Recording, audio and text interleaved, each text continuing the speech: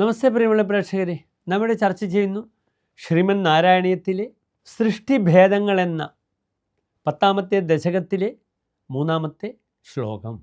താവത് സസർജ മനസാ സനകം സനന്ദം ഭൂയസനാതനമുനിം ച സനത്കുമാരം തേ സൃഷ്ടികർമ്മണി തു തേന നിയുജ്യമാനാഃ ത്വത്പാദഭക്തിരസികാഃ ജഗൃഹുർനവാണീം. ഇനി പ്രസ്തുത ശ്ലോകത്തിൻ്റെ പദച്ഛേദം ശ്രദ്ധിക്കുക.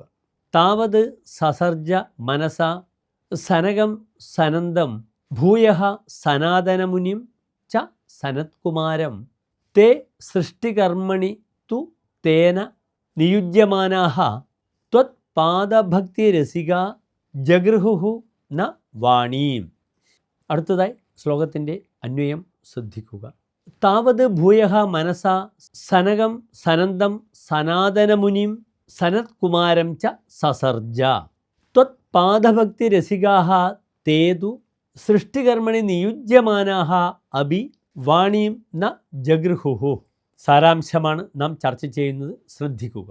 വിഷ്ണുവിൻ്റെ പാദപൂജ ചെയ്ത് ശക്തി പ്രഭാവം വീണ്ടെടുത്ത ബ്രഹ്മാവ് പരിശുദ്ധമായി തീർന്ന തൻ്റെ മനസ്സുകൊണ്ട് സനകൻ, സനന്ദൻ, സനാതനൻ, സനത്കുമാരൻ എന്നീ മഹർഷിമാരെ സൃഷ്ടിക്കുകയും ചെയ്തു.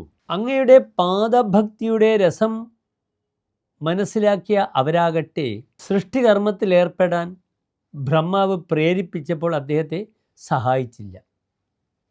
നമസ്തേ.